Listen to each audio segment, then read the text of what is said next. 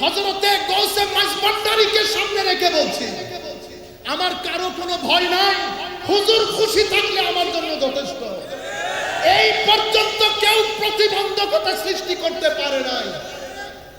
আমার নবী, নবীর আল যতদিন খুশি থাকবে, দুনিয়া থেকে চলে যাব, সমুদ্রের মতো তরঙ্গ সৃষ্টি করবে এই মেসেজ, এটা মারা যাবে না। ফতোয়া নিয়ে ডুবে যাবেন, এই আওয়াজ লাখো তরুণের অন্তরের মধ্যে রেভলিউশন তৈরি করবে ইনশাআল্লাহ। সম্মানিত উপস্থিতি, আমাদের কিছু কৃতকর্ম, আমি মুরিদ, আমার এলাকার মসজিদে নামাজ পড়ি না। আমি মুরিদ, সূরা ফাতিহা পড়তে জানি না। আমি মুরিদ, আমি আমার এলাকার মধ্যে ভালো মানুষ হিসেবে পরিচিত না। সব কিছু মিলে প্রপাগান্ডার মধ্যে এগুলো আইটেম হয়েছে। অথচ সব মুরিদকে এরকম 10 জনকে প্রপাগান্ডার আইটেম করা হয়েছে, 90 জনকে ডিসরিগার্ড করা হয়েছে। হে আমার যুবক তরুণ প্রজন্ম, রুয়ে জমিনের মধ্যে তরিকত পন্থীরা যেই পরিমাণ মানুষকে সহযোগিতা করে, সেই পরিমাণ কোন রাজা বাদশারাও করে না। যেই পরিমাণ ক্ষুধার্ত এখানে এসে খাদ্য আহরণ করে, কোন রাজা বাদশার দরবারেও যায় না সেই শতটুকুন মানুষ। কিন্তু এগুলাকে ডিসরিগার্ড করা হয়েছে, এদের খেদমতকে ডিসরিগার্ড করা হয়েছে। শাহজালাল ইয়ামানি রাদিয়াল্লাহু তাআলা আনহু এই যে ড্যাগের মধ্যে হাত দিয়েছে, এটা ড্যাগের হাত না, এটা এই ষড়যন্ত্রের একটা অংশ। আপনারা বুঝতে পেরেছেন? সম্মানিত উপস্থিতি, আমি আপনাদেরকে বলছি, উর্সকে প্রপাগান্ডার আইটেম করবেন না। তরিকত তাসাউফকে আপনারা যারা যেই দরবারের সাথে সংশ্লিষ্ট, দরবারকে প্রপাগান্ডার আইটেম করবেন না। নামাজ কেন করবেন না? কিভাবে আপনি বিছানায় পিঠ লাগান? আমার আল্লাহর দরবারে সিজদা না দিয়ে আপনি কেমনে বিছানায় চলে গেলেন? কে বলেছে আপনাকে আপনার মুর্শিদ আপনার জন্য সুপারিশ করবে? এরা সেই মুর্শিদ যাদের জিন্দেগির মধ্যে একটা নফল ছোটার কারণে সারা রাত কানে হাত দিয়ে এক পা তুলে আল্লাহর দরবারে যারা দাঁড়িয়ে থাকে, কেমনে বুঝলেন তারা আপনার নামাজ না পড়লে মাফ করে দিবেন? কে বলেছে আপনাদেরকে এই কথা? যারা বছরের পর বছর, মাসের পর মাস সোনার বিছানা ত্যাগ করে একাকিত্বে আল্লাহর শরণে গুম হয়ে যাওয়ার জন্য পাহাড়কে বেছে নেয়, তারা কেমনে আমার মতো বেগাইরত নামাজ পড়ে না তাদেরকে বরদাস্ত করবে? কখনো না। আপনারা ভুল তরিকত বুঝেছেন। কোন দরবার, হুজুর গৌসে মাইজভান্ডারী তো অনেক দূরের কথা, কোন দরবার, কোন হক্কানি আলেম এটা কখনো বরদাস্ত করবে? আপনি ভুল বুঝেছেন। আপনি ভুল বুঝেছেন। গৌসে আজম শেখ আব্দুল কাদের জিলানী। আমাদেরও একটু সচেতন হতে হবে। যা মন চায়, যেখানে আমি কত এডিট করে করে কথা বলছি, সব কথা তো সবাইকে বলা যায় না। আপনি মাহফিলে বলে দিলেন হুজুর আব্দুল কাদের জিলানীর মুরিদ হলে আপনার আর কোনো ভয় নাই। আল্লাহর ইজ্জতের কসম, প্রথম যেই দিন এই কথা শুনেছি আমি তখন অনেক ছোট। আমি বলেছি আর যাই হোক, হুজুর গৌসুল আজম এই কথা বলতে পারে না। আমার নবী যেখানে বলে নাই আমার উম্মতের জন্য কোনো ভয় নাই, পেরেশানি নাই, সেখানে হুজুর গৌসুল আজম কেমনে বলবে আমার মুরিদের কোনো ভয় নাই?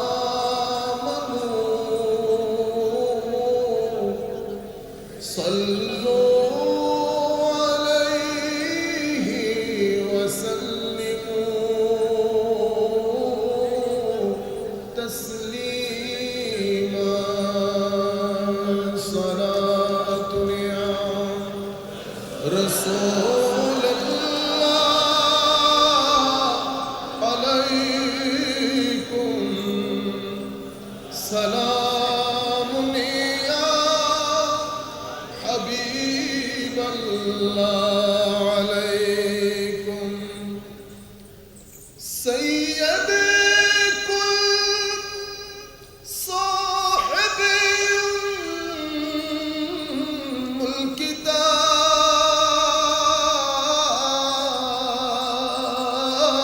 الكتاب وردگی برزمیرش به حجاب صلاة یا رسول الله علیکم سلام یا حبیب الله علیکم در دل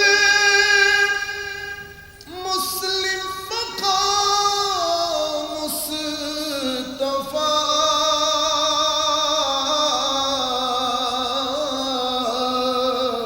است آبروی مازنام مصطفی صلاة یا رسول الله علیکم سلام یا حبیب الله علیکم خاک یثرب از دو عالم خوشتر است این خنک شهری که آجا دل براست صلاة یا رسول الله علیکم سلام یا حبیب الله علیکم بسم الله الرحمن الرحیم إن الله يأمر بالعدل والإحسان وإيتاء ذي القربى وينهى عن الفحشاء والمنكر والبغي يعظكم لعلكم تذكرون صدق الله مولانا العظيم وصدق رسوله النبي الحبيب الكريم ونحن على ذلك لمن الشاهدين والشاكرين رب صل وسلم وبارك عليه আহলে বাইত রাসূল সাল্লাল্লাহু আলাইহি ওয়াসাল্লাম স্মরণে আয়োজিত আজকের এই আজিমুশ-শান মাহফিলের সম্মানিত সদরে মজলিস এবং আজকের এই মাহফিলের অন্যতম প্রধান রৌনক দুজন সাহেবজাদায়ে ডক্টর সৈয়দ দিদারুল হক মেজবান্ডারি কিবলা কাবা আপনারা যারা অসংখ্য উলামায়ে কেরাম এখানে উপস্থিত আছেন আমাদের অত্যন্ত শ্রদ্ধাভাজন আমি অসম্ভব সম্মানিত বোধ করছি হুজুর বসে আছেন আল্লামা সাদিকুর রহমান হাশিমি সাহেব হুজুর কেবলা সাথে আমাদের শ্রদ্ধাভাজন হুজুরও বসা আছেন আমরা সম্মানিত বোধ করছি এবং আমরা সশ্রদ্ধ সালাম জানাচ্ছি দুজনকেই সাথে স্টেজে উপবিষ্ট সম্মানিত উলামায়ে কেরাম এবং বিভিন্ন দরবারের সম্মানিত রিপ্রেজেন্টেটিভস স্পেশালি আপনারা যারা দূর দূরান্ত থেকে এসেছেন বিশেষ করে আমাকে মহব্বত দেখিয়ে চট্টগ্রামের বাইরে হবিগঞ্জ মাধবপুর কুমিল্লা বিভিন্ন জায়গা থেকে আপনারা যারা এসেছেন অনলাইনের মাধ্যমে আমি জানি অসংখ্য মানুষ দূর দূরান্ত থেকে আমাদের সাথে যুক্ত হয়েছেন বিশেষ করে আমার পূর্বে অসম্ভব সুন্দর করে হৃদয় কি করব দারুণ বক্তব্য যেটাকে বলে আমার ভাই মুফতি গিয়াসউদ্দিন তাহেরি সাহেব আমি সকলের প্রতি আন্তরিক মুবারকবাদ ধন্যবাদ এবং সশ্রদ্ধ সালাম জ্ঞাপন করছি আসসালামু আলাইকুম ওয়া রাহমাতুল্লাহি তাআলা ওয়া বারাকাতুহু সময় যেহেতু অত্যন্ত সংক্ষিপ্ত আমরা কথাটা এখান থেকে শুরু করি পরিস্থিতি এখন যেখানে এসে দাঁড়িয়েছে আমরা তিন ধরনের হামলার মুখোমুখি আমি আপনাদের জন্য বলছি আমরা এমন একটা প্রজন্মের মুখোমুখি আমাদের সন্তান যারা 10 বছর, 15 বছর, 20 বছর, সেটা পীরের ঘরের সন্তান হোক, আলেমের ঘরের সন্তান হোক, আওয়ামের ঘরের সন্তান হোক, তারা নতুন প্রজন্ম। তাদের চিন্তাধারা, তাদের উঠা বসা, তাদের ইন্টারেস্ট, তাদের মাইন্ডসেট, তাদের মেথোডোলজি, তারা যেভাবে চিন্তা করে, তাদের চিন্তার প্যাটার্ন সবকিছু আমাদের জেনারেশন থেকে পরিপূর্ণরূপে ভিন্ন। আমরা আপনাদেরকে যদি অ্যাড্রেস করি তো তারা খুশি হবে না, কারণ যেই বক্তব্য আপনাদেরকে আনন্দিত করে সেই বক্তব্য তাদেরকে আনন্দিত করে না। আমাদের বাংলাদেশের একটা সৌভাগ্য, আমাদের এখানে এই পার্সেন্টেজটা অনেক বেশি, অনেক 60% থেকে বেশি যারা 17 থেকে 35 বছরের মাঝখানে, এদের চিন্তাধারাও ভিন্ন। এখন আমরা যদি তাদেরকে দ্বীন, মাযহাব, শরীয়ত, তরিকত, মারিফত বুঝাতে চাই, তাইলে আমাদেরকে আগে বুঝতে হবে কোন ভাষায় বললে তারা বুঝতে পারবে। তাদেরকে বুঝানো আমাদের দায়িত্ব। আপনারা যারা মুরব্বিয়ান হযরত আছেন, আমি আগেও আপনাদেরকে বলেছি, আপনারা আমাদের মিনিমাম 300 বছর আগে বেহেশতে গিয়ে ঘুমিয়ে যাবেন, হয়তো আমাদের বিচার কাজ শেষ হবে না ততক্ষণ পর্যন্ত। সেই কারণে বক্তব্যটা আমি এখান থেকে শুরু করতে চাচ্ছি, যাতে লাখো তরুণ যারা আমাদেরকে শুনে পুরো বিষয়টা যেন বুঝতে পারে। আমি হুজুর গৌসে মাইজভান্ডারীর ওসিলায় মাওলাই করিমের দরবারে দোয়া করছি, আল্লাহ যেন তার প্যারা হাবিবের সাদকায় গৌসে মাইজভান্ডারীর ওসিলায়, হযরতে বাবা ভান্ডারী কেবলা কাবার ওসিলায় এবং হযরতে জিয়াউল হক মাইজভান্ডারী কেবলা কাবার ওসিলায়, সাথে মাইজভান্ডার দরবার শরীফে যত ওলি, বুজরক, আলেম, কামেল, তলাবাই দ্বীন, জাকিরিন, সালেহিন শুয়ে আছেন, সকলের ওসিলায় আল্লাহ যেন আমাদেরকে তৌফিক দান করেন, ওই সমস্ত কথা যেন আমরা বলতে পারি যেটা তরুণ প্রজন্মের ভিতরে একটা জাগরণ তৈরি করবে। বলেন আমিন। আর আমরা এখানে চুপচাপ বসে থাকবো, কোনো আওয়াজ করবেন না, ঠিক বেঠিক বলবেন না, ঠিক আছে? আমরা বক্তব্য এখান থেকে শুরু করি। কোরআনে পাকের মধ্যে আমি যে আয়াতটা তিলাওয়াত করেছি, এক আয়াত, আয়াতের মধ্যে আল্লাহ হুসাইনিয়তের জিকিরও করেছেন, ইয়েজিদিয়তের জিকিরও করেছেন। একই আয়াত, এত কম্প্রিহেন্সিভ আয়াত, আয়াতের দুটি অংশের মধ্যে আমার আল্লাহ হুসাইনিয়তকে বুঝিয়েছেন, হুসাইনিয়ত কি জিনিস, ইয়েজিদিয়তকেও বুঝিয়েছেন ইয়েজিদিয়ত কি জিনিস। এটাই হচ্ছে মুসার যুগে মুসবিয়ত যদি কেউ বুঝতে চায়, ইন্নাল্লাহা ইয়া'মুরু বিল আদলি ওয়াল ইহসান ওয়া ইতাই যিল কুরবা, এটা মুসবিয়ত।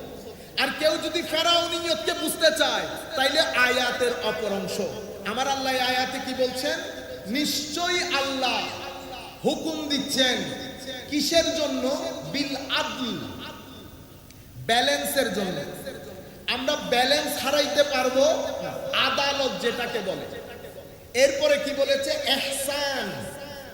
ইহসান মানে কেউ আমার ভালো করুক মন্দ করুক এটা আমার দেখার বিষয় না, আমার দেখা বিষয় সর্বাবস্থায় আপনার মঙ্গল কামনা করা। ইমাম হুসাইনকে যারা শহীদ করেছেন, এমন গ্রুপে লানতুল্লাহ আলাই, যাদের উপর আল্লাহর লানত করুক আমরা বলি, সেই ধরনের কমবাখত গুস্তাখরা যখন মুখতার সাকাফির দৌড়াদৌড়ি পড়ে গেছে, এমন লোক হযরতে জয়নুল আবেদিনের ঘরে এসেছেন, মুখের মধ্যে ঘুমটা দিয়ে সে চেষ্টা করছে নিজের চেহারা ঢাকার জন্য। হযরত আলী জয়নুল আবেদিনের অবস্থা পরিবর্তন হয়ে গিয়েছিল কারবালার পরে, নিজের চোখে সবকিছু অবলোকন করেছে, কথাবার্তা বন্ধ করে দিয়েছে। একটা সময় এসেছে কাবা শরীফের পাশে নিজের মাথার উপরে শল দিয়ে, যেটাকে আপনারা শাল বলেন, সেই এশারের নামাজের পর থেকে আল্লাহর দরবারে ফরিয়াদ করছে, আল্লাহ পৃথিবীতে যত পানি তার চেয়ে আমার গুনাহ বেশি। আল্লাহ পৃথিবীতে তুমি যত গাছ বানিয়েছ বানিয়েছো, তার চেয়ে আমার গুনাহ বেশি। আল্লাহ, পৃথিবীতে যত খালি জায়গা পড়ে আছে তার চেয়ে আমার গুনাহ বেশি। ইনি এভাবে আল্লাহর দরবারে ফরিয়াদ করছেন, আর সেই কারবালার স্মৃতিকে অন্তরে ধারণ করে গগন বিদারী আওয়াজে ক্রন্দন করছিলেন। পাশে একটা বাবা বসা, উনি আল্লাহর দরবারে ফরিয়াদ করলেন, আল্লাহ, বড় গুনাহগার বাচ্চা হবে।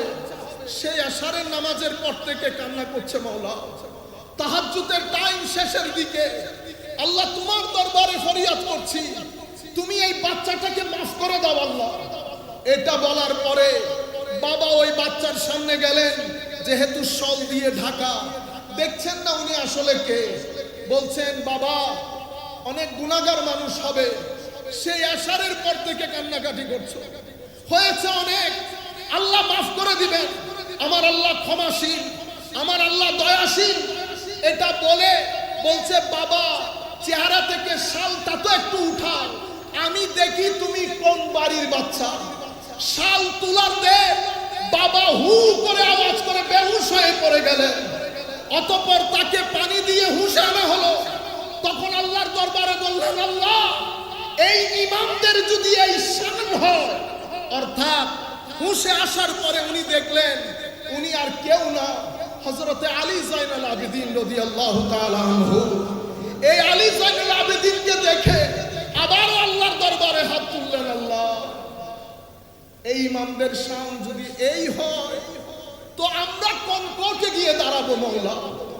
এটা হযরত ইমাম জাফরুস সাদিক রাদিয়াল্লাহু তাআলা আনহু হযরত সাহাল তুস্তারিকে বলেছেন, সাহাল, তুমি আমার জন্য একটু দোয়া করিও। হায় হায়, এদের এটাকে বলে মাকামে আবদিয়ত। মাকামে আবদিয়ত মানে আমি আল্লাহর বান্দা, আল্লাহর দাস। আবদিয়ত মানে আমার মালিক যেভাবে চান সেভাবে জীবনকে অতিবাহিত করা। সুফিয়ায়ে কেরাম এটার এক্সাম্পল দিচ্ছেন কিরকম, এগুলা বলতেও ভয় করে। কেন? হযরতে গৌসুল আজম বলেছেন, সুফিয়ায়ে কেরামের এই বড় বড় কথাগুলা বলার নাম তাসাউফ না, তসবিহ হাতে হাঁটার নাম তাসাউফ না, ক্রন্দন অবস্থায় কথা বলা তাসাউফ না। তো হুজুর, তাসাউফ কিসের নাম? তাসাউফ ভিতর জগতের সবকিছু ভেঙে চুরে একাকার করে হুসাইনিয়ত প্রতিষ্ঠা করার নাম তাসাউফ। সম্মানিত উপস্থিতি, সুফিয়ায়ে কেরাম বলছেন, আপনি যখন মৃত ব্যক্তিকে গোসল দেন, মৃত ব্যক্তির কোনো পছন্দ অপছন্দ থাকে না। আপনি হাত তুলছেন, হাত নামাচ্ছেন, পা তুলছেন, পা নামাচ্ছেন, উনি কোনো লাইকিং ডিসলাইকিং শেয়ার করতে পারছেন না আপনার সাথে। তো আব্দ কাকে বলে? তো আব্দ হচ্ছে সেই ব্যক্তি যাকে আমার আল্লাহ যেভাবে রাখেন, যে অবস্থায় রাখেন, প্রত্যেকটা অবস্থায় আল্লাহর দরবারে একটা মুস্কি হাসি দিয়ে বলেন আলহামদুলিল্লাহ। সেই কারণে মাকামে আবদিয়ত তাসাউফ জগতের মধ্যে অন্যতম একটা অবস্থানের নাম। আর মাকামে আবদিয়তে আসমানে উঠার জন্য সবচেয়ে বড় জিনিস যেটা, সেটাকে বলে মাকামে রেজা। মাকামে রেজা মানে আল্লাহ যে অবস্থায় রাখেন, আমি আপনাকে শুরুতেই বলে দিচ্ছি আলহামদুলিল্লাহ। তাহলে মাকামে রেজা, মাকামে রেজা মানে আমি আপনার সমস্ত হুকুমের উপর আমি রাজি মাওলা।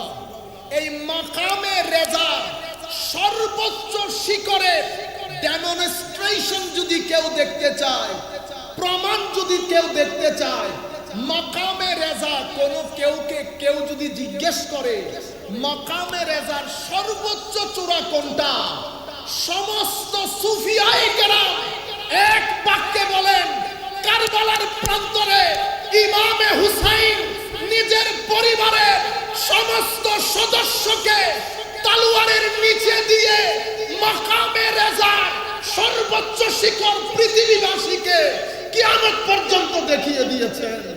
আল্লাহ সমস্ত হুকুমের সামনে নিজেকে সারেন্ডার করা, এটাকে বলে মাকামে রেজা। এই কারণে আল্লামা ইকবাল বলছেন, আব্দ দিগার আব্দুহু চিজে দিগার ও সেরাপা ইন্তজার ও মুনতাজার। তো আব্দ এক জিনিস, আব্দুহু সুবহানাল্লাযী আসরা বিআবদিহি। আব্দ এক জিনিস, বান্দা, আমিও বান্দা, আপনিও বান্দা, আমার হিন্দু ভাইও বান্দা, খ্রিস্টান ভাইও বান্দা, এগুলা বান্দা। আরেকটা হচ্ছে আমার বান্দা, আরেকটা কি আমার বান্দা। হায় হায়, এটা আরেক জিনিস। পার্থক্য কি? পার্থক্য হচ্ছে আব্দ সব সময় ইন্তেজারের মধ্যে থাকে, আব্দুহু এটার জন্য মালিক ইন্তেজার করেন। একজন মালিকের জন্য ইন্তেজার করেন, আরেকজনের জন্য মালিক ইন্তেজার করেন। যিনি মালিকের জন্য ইন্তেজার করেন তাদেরকে আব্দ বলে, আর যার জন্য মালিক ইন্তেজার করেন তাকে আব্দুহু বলে। আপনারা বুঝতে পেরেছেন সম্মানিত উপস্থিতি? তাহলে এই যে কোরআনের ইন্নাল্লাহা ইয়া'মুরু বিল আদল, হুকুম দিয়েছে কিসের? আদলের। আদল মানে জাস্টিস, সুবিচার। এরপরে কিসের? ইহসানে। এরপরে ওয়াইতা ইযিল কুরবা, দেওয়া। কি দেওয়া? টাকা পয়সা দেওয়া, পরামর্শ দেওয়া। মুসলমান ভাই আপনার নিকটবর্তী যারা আছে সবাইকে দেওয়া, এটা হুসাইনিয়ত। তাইলে আমার জীবনে যদি জাস্টিস না থাকে, এখন ইন্নাল্লাহা ইয়া'মুরু বিল আদল, এটার তাফসীর করতে গিয়ে সমস্ত মুফাসসিরিনে কেরাম বলেছেন এটা তিন অ্যাঙ্গেল থেকে করতে হয়। একটা নিজের সাথে সুবিচার, একটা আল্লাহর সাথে সুবিচার, একটা আমার নবীর সাথে সুবিচার। নবীর সাথে সুবিচার করলে আরো বেশ কিছু সুবিচার এখানে চলে আসে। আর একটা হচ্ছে পৃথিবীর সৃষ্টির সাথে সুবিচার। আল্লাহর সাথে সুবিচার কিভাবে করবেন? তো আল্লাহকে মেনে নিয়ে। কেন? কারণ আমি আল্লাহর কাছে ঋণী। আপনারা ঋণী না? গতকালকে যেহেতু এই কথাগুলো বলেছি, সেটা আজকে আর রিপিট না করি। অনেক মানুষ দেখছেন একই কথা রিপিট হলে ভালো লাগে না, অনেক জিনিস বলার আছে। আল্লাহর কাছে আমি ঋণী, আমার সন্তান যারা তাদেরকেও বুঝতে হবে তারও ঋণী। কেন? চোখ কিন্তু আল্লাহ দিয়েছেন, যেই চোখে আমি দেখি। হাত আল্লাহ দিয়েছেন, পঞ্চ ইন্দ্রিয় আল্লাহ, আকল আল্লাহ। সুতরাং আমি আল্লাহর কাছে ঋণী। যেহেতু আল্লাহর কাছে ঋণী, আল্লাহ কিন্তু এই ঋণ ফেরত চাইবেন একদিন। যেই দিন এই ঋণ ফেরত চাইবেন সেই দিনের নাম ইয়াউমুল হিসাব। ইয়াউমুল হিসাব মানে ডে অফ অ্যাকাউন্টেবিলিটি, মানে হিসাব নিকাশের দিন। পাই পাই করে হিসাব দিয়ে ফেলতে হবে সেই দিন। তাহলে আল্লাহর দরবারে আমি ঋণী। মাওলা এই ঋণ শোধ করব কি করে? দেখেন হুসাইন কোথায় কোথায় জড়িত। আল্লাহর এই ঋণ কিভাবে শোধ করবেন? তো প্রথমে আমার আল্লাহকে স্রষ্টা হিসাবে জানার মাধ্যমে, আমার আল্লাহকে আমার মালিক হিসেবে জানার মাধ্যমে, আমার আল্লাহকে আমার সিজদা, আমার ইবাদতের প্রাণ কেন্দ্র হিসেবে মানার মাধ্যমে, আমার আল্লাহকে রহমান, রহিম এবং মালিক মানার মাধ্যমে। আলহামদুলিল্লাহ ইলাহিয়ত, রব্বিল আলামিন রুবুবিয়ত, আর রহমান রহমানিয়ত, আর রহিম রহিমিয়ত, মালিক ইয়াউমিদ্দিন মালিকিয়ত। এই পাঁচটা অসম্ভব গুরুত্বপূর্ণ। শুরুও করেছেন এই পাঁচটা দিয়ে, কোরআন শরীফ শেষও করেছেন এইগুলা দিয়ে। কুল আউযু বিরব্বির রুবুবিয়ত, আলহামদুলিল্লাহি রব্বিল রুবুবিয়ত। এরপরে কুল আউযু বিরব্বিন নাস মালিকিন নাস মালিকি ইয়াউমিদ্দিন। এখানে কি বলেছে? মালিকিন নাস, ইলাহিন নাস।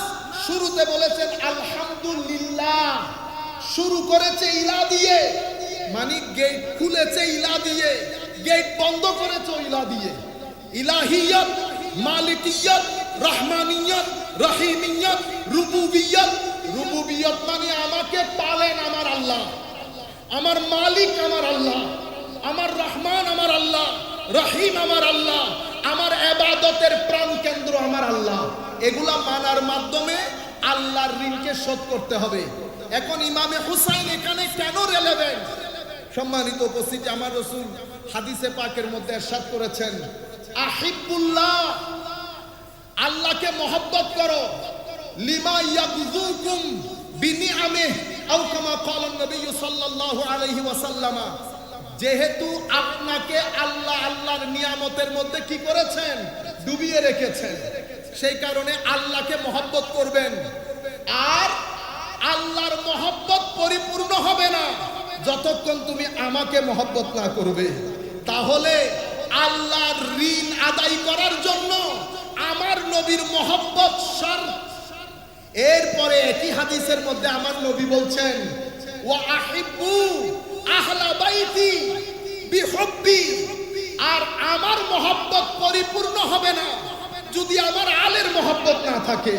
তাহলে বোঝা যায় আল্লাহর ঋণ পরিশোধ করার জন্য নবীর মহব্বত, আলে রাসূলের মহব্বত বাদে আল্লাহর মহব্বত পূর্ণ হবে না, এবং আল্লাহর ঋণও আদায় হবে না। সম্মানিত উপস্থিতি, পরিস্থিতি অসম্ভব খারাপ। তিনটা জায়গা থেকে পৃথিবী জাল বিছিয়েছে আমাদের জন্য, তিনটা জায়গায়। প্রথম জায়গাকে বলি, এটাকে রিলিজিয়াস অ্যাটাক বলে। মানি লা ইলাহা ইল্লাল্লাহ মুহাম্মাদুর রাসূলুল্লাহ সাল্লাল্লাহু আলাইহি ওয়াসাল্লাম কালিমার সামনে পৃথিবী দেখছে। যেই তারিখ থেকে আমরা পড়ে গেছি পৃথিবীতে ওয়েস্টার্নাইজেশন, সেকুলারাইজেশনের মুভমেন্ট শুরু হয়েছে। সমগ্র পৃথিবী তাদের দিন ধর্মের দরজা জানালা বন্ধ করা শুরু করেছে। যখন পৃথিবী তাদের উপাসনালয়ের দরজা জানালা বন্ধ করা শুরু করেছে, মুসলমানদের দরজা জানালা খোলা ছিল এবং মুসলমানদের দরজা জানালা খোলা শুরু হয়েছে। পৃথিবীর মাথা খারাপ হয়ে গেছে যে মুসলমানদের দরজা জানালা বন্ধ কিভাবে করা যায়। বললে তো আর বন্ধ হবে না। স্ট্র্যাটেজি, প্ল্যান সাজানো হয়েছে। সেই প্ল্যানের আলোকে একটা অ্যাটাক করা হয়েছে আমাদের কালিমার লা ইলাহা ইল্লাল্লাহ প্রথম অংশের উপরে। সেই অংশের উপরে কিভাবে? আমাদের বিশ্ববিদ্যালয়গুলোতে ইকোনমিক্স পড়েন, আপনি ইংলিশ লিটারেচার পড়েন, যেটাই পড়েন না কেন, এটা অসম্ভব গুরুত্বপূর্ণ। আর সন্তানদের মেরিটোরিয়াস স্টুডেন্টগুলো ইউনিভার্সিটিতে যাবে। প্ল্যানটা হয়েছে এমন, ইউনিভার্সিটিতে থেকে ফেরার পথে তার ঈমান যেন 70% নেমে আসে। সেই কারণে সেখানে নিটশেন ফিলোসফি ঢুকানো হয়েছে। আমি ছোটখাটো একজন দর্শনের ছাত্র, এরকম একটা পাগলের দর্শন কেমনে আমাদের ইউনিভার্সিটিতে পড়ানো হয়? তাকে পাগল বললে ভুল হবে। নিটশের কথা বলছি। আরে বেটা, পড়াবি ম্যাক্স ওয়েবার পড়া, দারখেম পড়া, অথবা অন্য কোনো বড় দার্শনিকের দর্শন পড়া। শেষ পর্যন্ত কি নিটশে পর্যন্ত নেমে আসতে হয়? এই পাগল বলেছে মাঝে মধ্যে নাকি তার আল্লাহর চেয়ে নিজেকে বেশি চালাক মনে হয়। আপনি আমি ঘরের মধ্যে ঘুমিয়ে আছি, কিছু সময় আমরা অহংকারও করি। আমার ছেলে ইউনিভার্সিটিতে পড়ছে, আলবত অহংকারের বিষয়, এটাতে হয়তো একটা ভালো জব সে পাবে, কিন্তু জবের তালাশিতে তার ঈমানের উপরে যে ইয়াজিদিয়তের ছুরি চালানো হচ্ছে, এটা সম্পর্ক আমাদের সচেতনতার দরকার আছে। আমি নিজের চোখে দেখেছি, মাদ্রাসা থেকে পড়ে, জামিয়ার মতো মাদ্রাসা থেকে পড়ে আপনি যখন সেই তথাকথিত দর্শনগুলো পড়েন, তখন আপনার মনে হয় আপনি অনেক কিছু জেনে গেছেন। তখন কোরআন ইররেশনাল, হাদিস ইররেশনাল, আর আমাদের ইসলাম তখন ইররেশনাল হয়ে যায়।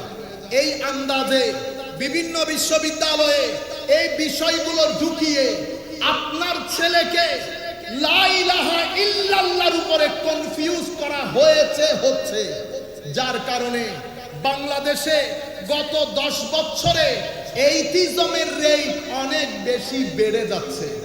সম্মানিত উপস্থিতি, এটা লা ইলাহা ইল্লাল্লাহর উপর। এরপরে মুসলিম উম্মাহ জেগে ওঠার পেছনে যেই 2-3টা ফ্যাক্টর সবচেয়ে গুরুত্বপূর্ণ ভূমিকা পালন করে, তার মধ্যে অন্যতম হচ্ছে আখলাক, চরিত্র। কোন জাতি, একটা বিষয় হচ্ছে আমরা একটু ইমোশনাল হলাম, সেটা আলাদা বিষয়, হাকিকত ভিন্ন জিনিস। এই জায়গার মধ্যে যদি পরিবর্তন না আনতে পারি, তাহলে আমাদের ভবিষ্যৎ অন্ধকার থাকবে। অন্ধকার যেভাবে হয়ে হয়ে আসছে সেটা আরো গুরুতর হবে। আখলাক কি? আখলাক হচ্ছে আপনার তবিয়তের নাম। আমার নবী যেটা নিয়ে এসেছেন এটা খুবই গুরুত্বপূর্ণ পয়েন্ট। আমি চাইবো আপনারা এটাকে মুখস্থ করে ফেলেন। আমার নবী যেটা দিয়েছে সেটা শরীয়ত। কি দিয়েছে? কি দিয়েছে? শরীয়ত। শরীয়ত কি জিনিস? শরীয়ত কিছু করতে বলেছে, কিছু থেকে নিষেধ করেছে। নামাজ পড়তে বলেছে, শরীয়ত। যাকাত দিতে বলেছে, শরীয়ত। আপনারা বুঝতে পেরেছেন? আচ্ছা, শরীয়ত পালন কেন করবেন? তো শরীয়ত পালন করবেন তবিয়ত পরিবর্তনের জন্য। কি পরিবর্তনের জন্য? সবাই বলবেন তবিয়ত। তবিয়ত কি? তবিয়ত হচ্ছে আপনার ভিতরের জগৎ, যেই জগতের ডাক্তার এখানে শুয়ে আছে। শরীয়ত যিনি পড়ান উনি মুফতি। শরীয়তের মাধ্যমে তবিয়ত যিনি পরিবর্তন করেন উনি ওলি। তাহলে দুইজনের সাবজেক্ট ম্যাটার ডিফারেন্ট। মাদ্রাসাতে শরীয়ত পড়ানো হয়, খানেকাতে তবিয়ত পরিবর্তন করা হয়। মসজিদের মধ্যে শরীয়ত আদায় করা হয়, তরিকতের মধ্যে, খানেকার মধ্যে তবিয়ত পরিবর্তন করা হয়। শরীয়তের মাধ্যমে তবিয়ত যদি পরিবর্তন না হয়, তবিয়ত পরিবর্তন হওয়া কি জিনিস? অভদ্র ছিলেন, হায় হায় ভদ্র হয়ে গেছেন।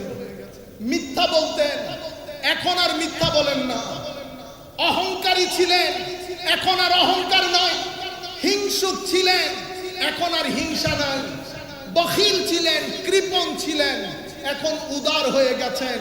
এই যে চরিত্রের মধ্যে পরিবর্তন, আরো যদি আপনাদেরকে খুলে বলি, এটা গতকালকেও বলেছি, পৃথিবী ভালো আর মন্দের সংমিশ্রণ।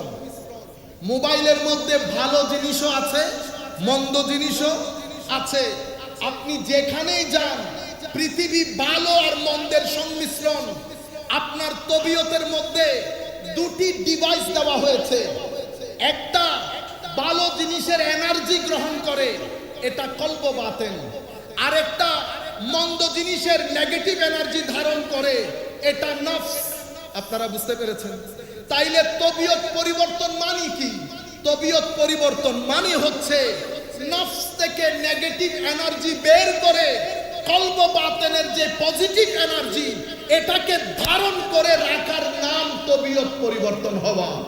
আর যদি আজকের মাহফিলের রেলেভেন্স অনুযায়ী বলি, তাইলে আপনার ভিতরে একটা হুসাইনিয়ত রাখা হয়েছে আর একটা ইয়াজিদিয়ত রাখা হয়েছে।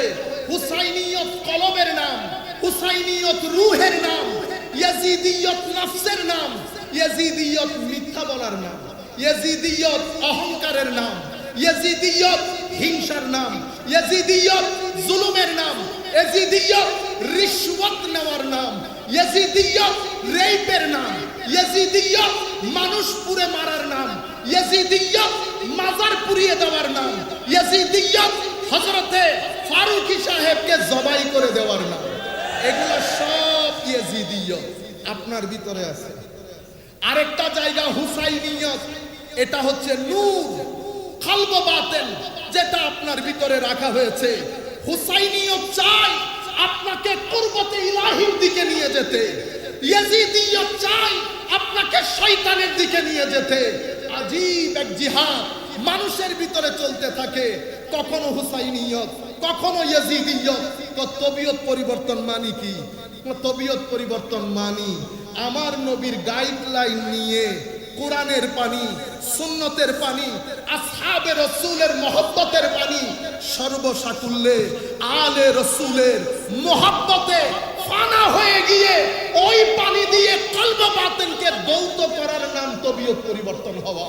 সম্মানিত উপস্থিতি, শরীয়তের মাধ্যমে তবিয়ত যখন পরিবর্তন হয় তখন মানুষের আখলাকের মধ্যে একটা বিপ্লব তৈরি হয়, সেটা পৃথিবীবাসী জানে। খানেকার মধ্যে আমি বারবার বলছি, মুখস্থ করে ফেলতে হবে আপনাদেরকে। যারা যেখান থেকে বসে শুনছেন, কেউ যদি বলে কুরআন সুন্নাহ আছে তাহলে তরিকতের দরকার কি, এই জিনিসটা তুলে ধরবেন। কুরআন ও হাদিস শরীয়তের নাম, কুরআন ও হাদিস শরীয়তের নাম। এটা পড়ানো হয় মাদ্রাসায়, এটা পড়ানো হয় মাদ্রাসায়। এখান থেকে আমরা শরীয়ত জানতে পারি, ফরজ জানতে পারি, সুন্নাহ জানতে পারি, নওয়াফেল জানতে পারি। এই জানা হচ্ছে শরীয়ত জেনেছেন। শরীয়তের মাধ্যমে যদি তবিয়ত পরিবর্তন করতে না পারেন, আমার নবী হাদিসে পাকে, আমার আল্লাহ কোরআনে পাকে বলছে, বান্দা তোর শরীয়ত আমার দরবারে গ্রহণযোগ্য হবে না। ইন্নাল্লাহ, আমার আল্লাহ বলছেন ইন্নাস সালাতা, তাহলে সালাত হচ্ছে শরীয়ত।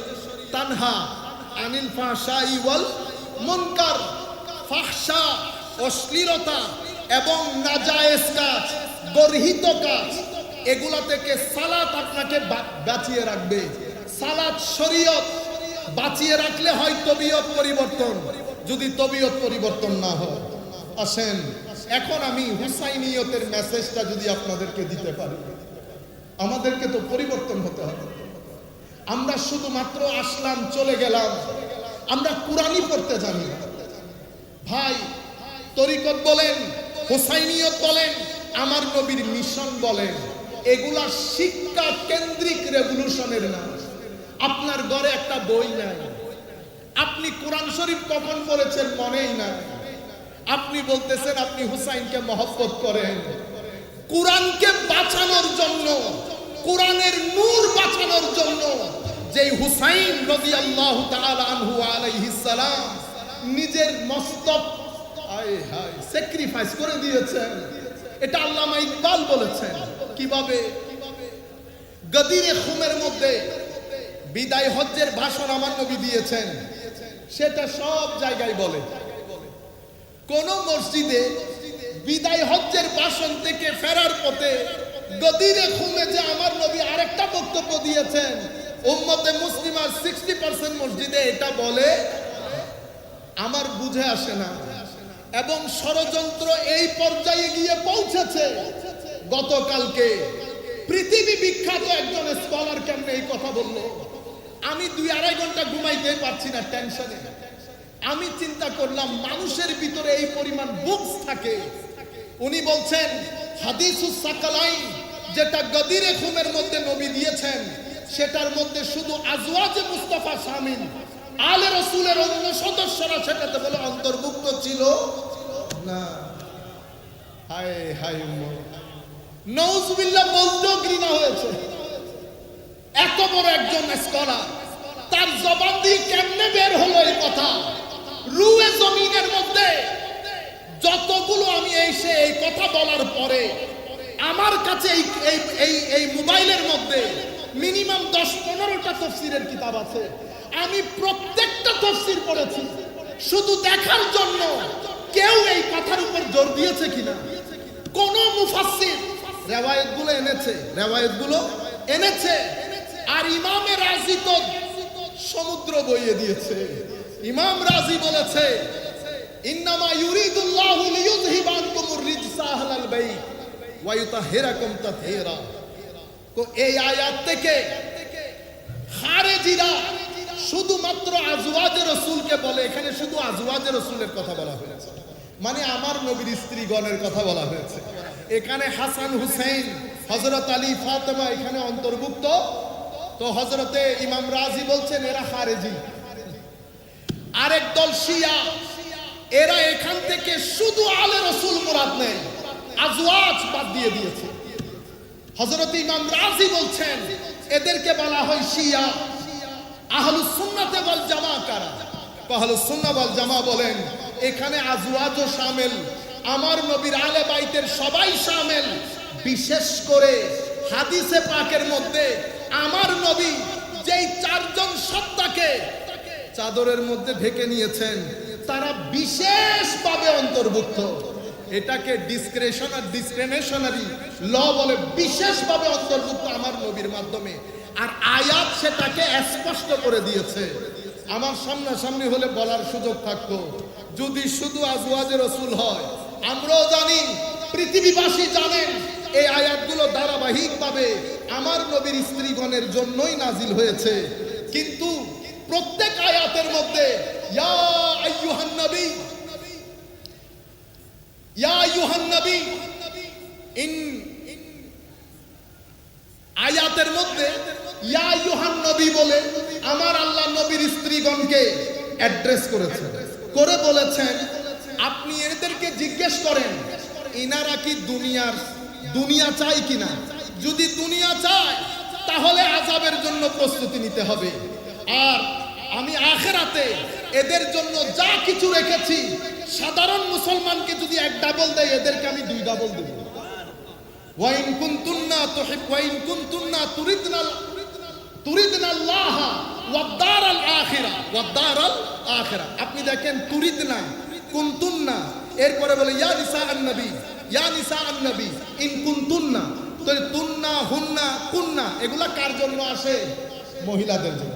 ধারাবাহিকভাবে যাচ্ছে। আবার ডাক দিয়েছে ইয়া নিসাআন নবী লাস্তুন্না কা আহাদিন মিনান নিসা ইনিত্তাকাই তুন্না। আবারও তুন্না কুন্না। আয় হায়। আবার ডাক দিয়েছে ওয়াকার ফি বুয়ুতিকুন্না, হ্যাঁ, ওয়ালা তাবাররাজনা তাবাররুজাল জাহিলিয়াতিল উলা ওয়া আকিমনাস সালাহ ওয়া আতিনাজ যাকাত ওয়া আতি'নাল্লাহ ওয়া রাসূলা। সব মহিলাদের, ঠিক না? এতটুকু আপনারা বুঝেছেন। দেখেন মনে রোগ থাকলে সমস্যা কিভাবে হয়। এই আয়াতের মধ্যে যখন আমার আল্লাহ ঢুকেছেন, যেটাকে আয়াতে তাতহীর বলে, এই আয়াতের মধ্যে এসে আমার আল্লাহ আয়াতের গ্রামাটিক্যাল প্যাটার্ন পরিবর্তন করে দিয়েছে। এতক্ষণ মহিলার কথা সব মহিলার সিগা দিয়ে বলেছে, যেই আয়াতে তাতহীরের মধ্যে এসেছে। আয়াতে তাতহীর কেমন? ইন্নামা ইউরিদুল্লাহু লিয়ুযহিবা, বলেন না, লিয়ুযহিবা আনকুম। তো কুম তো পুরুষের জন্য, আমার আল্লাহ তো মহিলাদের কথা বলে বলে আসতেছেন। তো কুন্না কুম হয়ে গেল কেমনে? আয়াতে আমরা বলি এটাকে সিয়াক, সিবাক, লেহা। আয়াতের কনটেক্সট বলছে ইন্নামা ইউরিদুল্লাহু লিয়ুযহিবা আনকুন্না বলতে। কারণ কথা হচ্ছে আমার নবীর স্ত্রীদের, তো স্ত্রীদের সিগা হচ্ছে মানে লফজের যে প্যাটার্ন সেটা হচ্ছে কুন্না বলা। আমার আল্লাহ কুন্না না বলে বলেছে কুম। কেন বলেছেন? এখন যদি শুধু স্ত্রী হয়, তো কোন এথিস্ট যদি জিজ্ঞেস করে আপনি যে বলেছেন শুধু স্ত্রী, তো স্ত্রীর জন্য তো কুন্না হওয়ার কথা, এখানে কুম হলো কেমনে? সমস্ত মুফাসসিরিন, সাথে ইমাম বাইহাকি রাদিয়াল্লাহু তাআলা আনহু, উনি বলছেন বেটা কুম বলে আমার আল্লাহ এই জায়গার মধ্যে আলে রাসূলের ক্ষেত্রে শুধু আজওয়াজকে শামিল করেন নাই, এখানে কিছু পুরুষদেরকেও শামিল করে নিয়েছেন। তো কুম বললে কুন্ন শামিল হয়, কুন্ন অন্তর্ভুক্ত হয়, কিন্তু কুন্না বললে কুম অন্তর্ভুক্ত হয় না। কুম বলে আমার আল্লাহ মেসেজ দিয়ে দিয়েছেন, হে দুনিয়াবাসী, এই কুমের ভিতরে কিছু পুরুষ কিছু মহিলা আছে।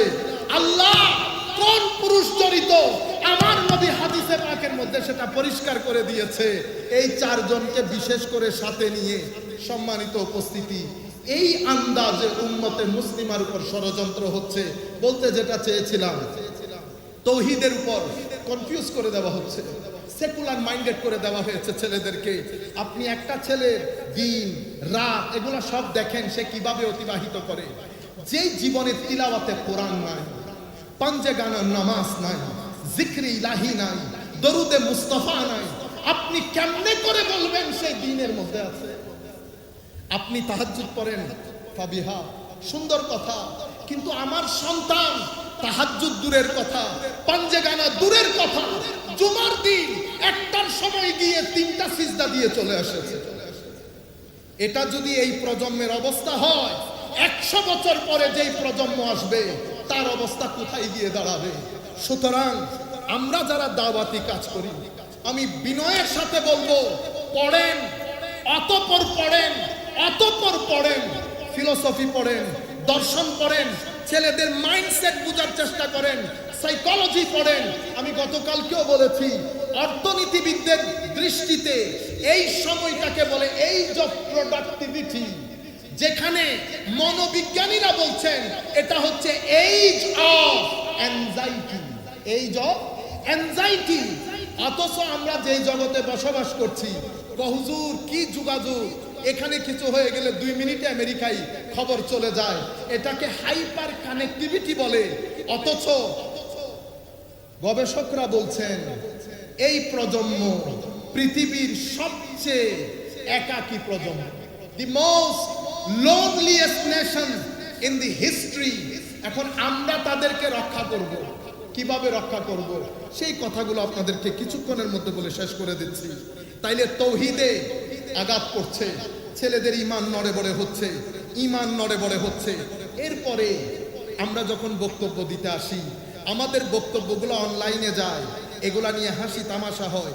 এগুলা এইটিজম প্রচারে, সেকুলারিজমের জনপ্রিয়তার ক্ষেত্রে কি পরিমাণ ভূমিকা রাখে আপনি কল্পনাও করতে পারবেন না। আপনারা বুঝতে পেরেছেন? সংক্ষিপ্তভাবে এটা এখানে রাখি। এরপরে দ্বিতীয় অংশ মুহাম্মদুর রাসূলুল্লাহ সাল্লাল্লাহু আলাইহি ওয়াসাল্লাম। এখন এই অংশের জন্য তারা প্ল্যান বানিয়েছে যে উম্মতে মুসলিমার শুধুমাত্র ঈমানটা রাখবে, যোগটা কেড়ে নিবে, যোগটা কেড়ে নিবে। যোগটা কেড়ে নিতে হলে কি করতে হবে? মুহাম্মদকে সাল্লাল্লাহু আলাইহি ওয়াসাল্লাম একেবারে সাধারণ মানুষের কাতারে এনে দাঁড় করিয়ে দিতে হবে। সেবা কিভাবে? সেটা তরুণ প্রজন্ম যেহেতু অসম্ভব রেশনাল প্রজন্ম, তাদেরকে বুঝাতে হবে উনি একজন নবী, আল্লাহ উনাকে নবী বানিয়েছেন, সেই কারণে উনি নবী, নতুবা উনি আমাদের মতোই মানুষ, উনি আমাদের মতোই মানুষ। বুঝতে পেরেছেন? এই হচ্ছে মূল মেসেজ। এই মেসেজটাকে জনপ্রিয় করার জন্য বড় বড় বক্তা ভাড়া করা হয়েছে। তারা তাদের জবানগুলো ইস্তেমাল করে। কি বলে? আবে হালা আলী, আবে হালা আলী, আলী মদ খেয়েছেন, ইন্না লিল্লাহি ওয়া ইন্না ইলাইহি রাজিউন। কোন দুষ্ট বিধর্মী ইহুদি বললে ভালো লাগে, মুসলমানের সন্তান তখন আবার মাথায় আসে, আরে ইয়াজিদ এই বাহিনী তো আমার নবীর পবিত্র দৌহিত্রের গলায় ছুরি চালিয়েছে। যারা গলায় ছুরি বসাতে পারে তারা হ্যান কথাও বলতে পারে। এরপরে জবানগুলো দেখেন, আপনারা ভালো করে জানেন, আমি ওই জায়গায় ঢুকতে চাচ্ছি না। এই জবানগুলোর মাধ্যমে আমার নবীর ব্যাপারে শব্দ চয়নের যে গায়রত, সেটা খতম করে দিয়েছে। যার যা মন চায় বলা শুরু করেছে। উনি পড়তে জানেন না, উনি লিখতে জানেন না, উনি এই, উনি সেই, উনি এটা জানেন না। না জানতে না জানতে সাধারণ মানুষ, দুষে গুণে মানুষ, শুধুমাত্র টার্গেট একটা, সাধারণ মানুষের কাতারে এনে দাঁড় করানো, যাতে 50 বছর আগত পরে আগত প্রজন্ম যেন উনাকে আমাদের মতোই মনে করে। এখান থেকে যোগ বের করা হয়েছে, জজবা বের করা হয়েছে। যেই জজবার কারণে ফারুক আজম, উসমানে গনি, আবু বকর, উমররা আমার নবীর থুতু মুবারক মুখে মুখে লাগিয়েছে। এই যোগ পরিপূর্ণ রূপে খতম করে দেওয়া হয়েছে। এরপরে দ্বিতীয় যেটা করেছে সেটা, এই যোগ শিক্ষা দেওয়া হয় খানেকা থেকে। এই যোগের শিক্ষা কোথায় দেওয়া হয়? খানেকা থেকে। যেহেতু খানেকা থেকে দেওয়া হয়, তো খানেকার বিরুদ্ধে গত 50 বছরে একটা প্রপাগান্ডা তৈরি করা হয়েছে, 1 পয়েন্ট এজেন্ডা। এরা সব ভণ্ড, এরা সব ভণ্ড। এর মধ্যে আমাদের কিছু কৃতকর্ম আমি আপনাদেরকে বলবো। আমি হযরতে গৌসে মাঝভান্ডারীকে সামনে রেখে বলছি, আমার কারো কোনো ভয় নাই। হুজুর খুশি থাকলে আমার জন্য যথেষ্ট। এই পর্যন্ত কেউ প্রতিবন্ধকতা সৃষ্টি করতে পারে নাই। আমার নবী, নবীর আল যতদিন খুশি থাকবে, দুনিয়া থেকে চলে যাব সমুদ্রের মতো তরঙ্গ সৃষ্টি করবে এই মেসেজ, এটা মারা যাবে না। ফতোয়া নিয়ে ডুবে যাবেন, এই আওয়াজ লাখো তরুণের অন্তরের মধ্যে রেভলিউশন তৈরি করবে ইনশাআল্লাহ। সম্মানিত উপস্থিতি, আমাদের কিছু কৃতকর্ম, আমি মুরিদ, আমার এলাকার মসজিদে নামাজ পড়ি না। আমি মুরিদ, সূরা ফাতিহা পড়তে পারি না। আমি মুরিদ, আমি আমার এলাকার মধ্যে ভালো মানুষ হিসেবে পরিচিত না। সব কিছু মিলে প্রপাগান্ডার মধ্যে এগুলো আইটেম হয়েছে। অথচ সব মুরিদকে এরকম 10 জনকে প্রপাগান্ডার আইটেম করা হয়েছে, 90 জনকে ডিসরিগার্ড করা হয়েছে। হে আমার যুবক তরুণ প্রজন্ম, রুয়ে জমিনের মধ্যে তরিকতপন্থীরা যেই পরিমাণ মানুষকে সহযোগিতা করে, সেই পরিমাণ কোন রাজা বাদশারাও করে না। যেই পরিমাণ ক্ষুধার্ত এখানে এসে খাদ্য আহরণ করে, কোন রাজা বাদশার দরবারেও যায় না সেই শতটুকু মানুষ।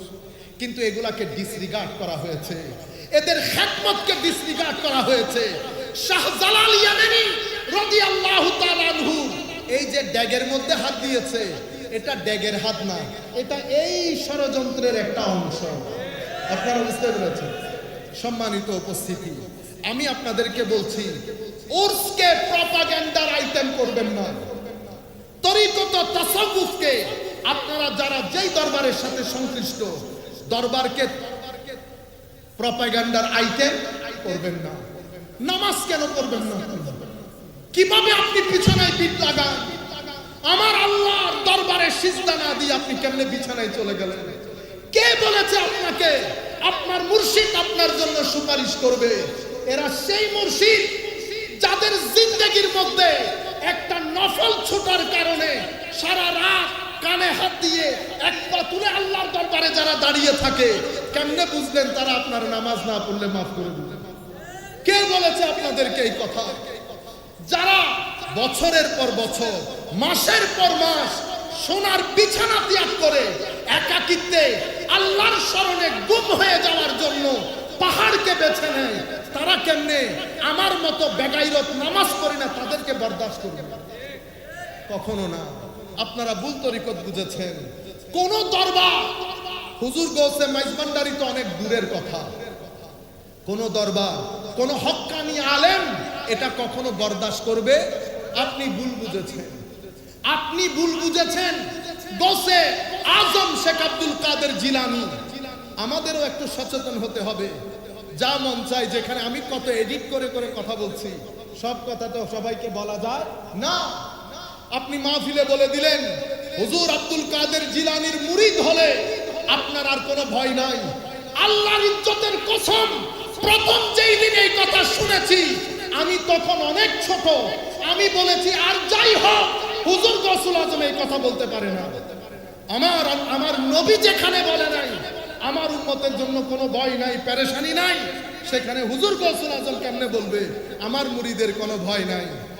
পরে দেখলাম বলেছে, কিন্তু যাকে আমি মুরিদ বলেছি তাকে বলে নাই।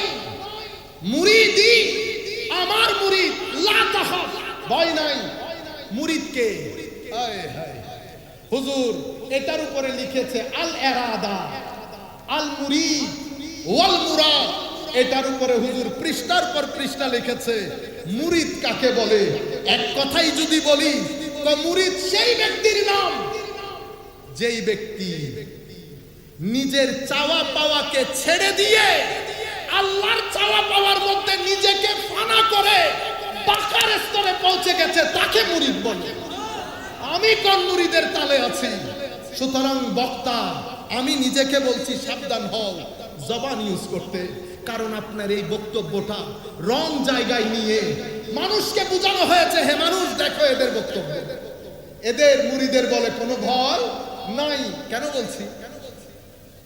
আমাকে এই কথা ইন্ডিয়ান এক ছেলে দেওবন্দে অনেকক্ষণ কথা হয়েছে, শেষ উনি আমাকে বলছেন, দেওবন্দের অনেক বড় আলেম, আমরা তো ছোটখাটো লোক, আমাকে বলতেছে হুজুর তাইলে একটা কথা বলেন, মুরিদি লা তাখাফ আল্লাহ, এটার ব্যাপারে আপনার অভিমত।